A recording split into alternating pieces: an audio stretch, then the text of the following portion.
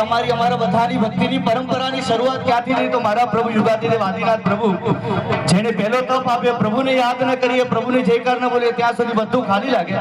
જેટલી તાકાત હોય બધી મારા પ્રભુના દરબારમાં ચરણોમાં અર્પણ કરીએ. તૈયાર? હા કે હા? અરે હા કે હા?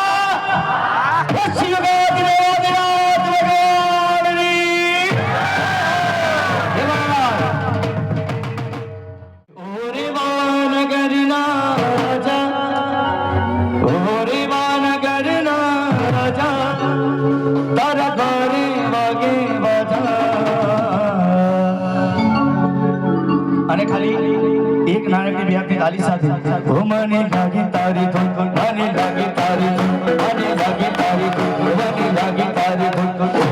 હવે કામ કરીએ, રોજ તાળી પાડીએ છીએ, આજે કંઈક અલગ કરીએ. રોજ એક સિક્વન્સમાં બધી તાળી પાડી. આમાં તાળી કેવી પડે? 1 2 3 break break, 1 2 3 break, 1 2 3 break. Start કરીએ. 1 2 3 બ્રેક બ્રેક, 1 2 3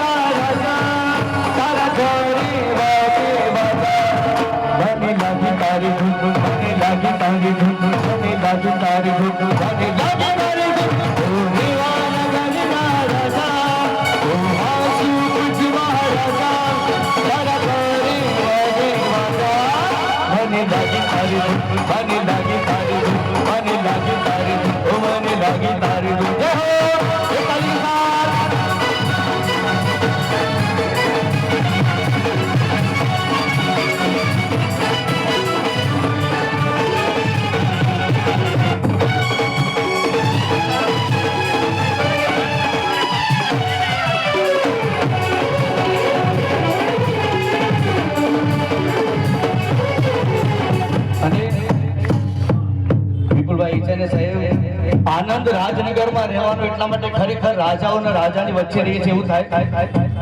અમદાવાદના કોઈ પણ ખૂણે નીકળીએ અને પરમાત્માની ધજા દેખાય નહીં એવું બને ખરું? આમ 10 ડગલા 15 ડગલા 2 કિલોમીટર આગળ ગયા અને પ્રભુની ધજા દેખાય. આજે મારા પરમાત્માની 12મી સાલગીરીનો અદ્ભુત મજાનો 12મી ધજાનો અવસર એકવાર જોરદાર જન્નત સાથે એટલા માટે કહીએ કે તારા શિખરે શોભે છે, વારે વારે તારા શિખરે શોભે છે. અવાજ નહીં આવે સાધુમાં છે. તારા શિખરે શોભે છે. અને ખરેખર મજા આવતી હશે. હવે હવે આનંદ તમારો જોવા મળશે કે તારા શિખરે શોભે છે, તારા ડગને લહેરાએ ધજા, તારી ભક્તિમાં આવે ઘણી તપસ્યા કરતા કરતા હો. આ તમારા બધા માટે ગાવું પડે છે એવું લાગે કે તારા શિખરે શોભે છે ધજા, માત્ર 2 મિનિટનો અવસર અદ્ભુત મજાના ભાવની સાથે એ તારી ભક્તિમાં આવે ઘણી. અને ખરેખર મજામાં તો બે હાથ ઉપર થઈ જાય. મને લાગી તારી ધૂન, મને લાગી તારી ધૂન, મને લાગી તારી ધૂન, મને લાગી તારી ધૂન.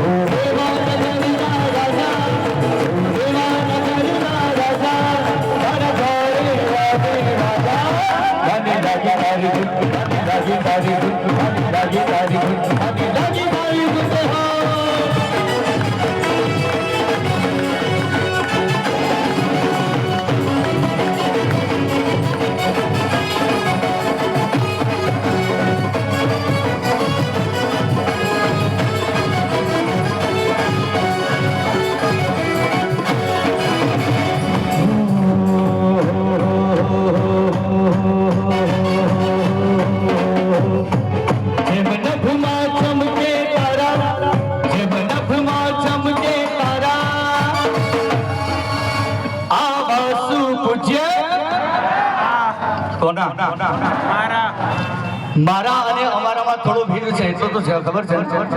મારા એટલે મારા પોતાના, કારણ કે પ્રભુને યાદ કરીને ત્યારે શું કહીએ? આ પારસ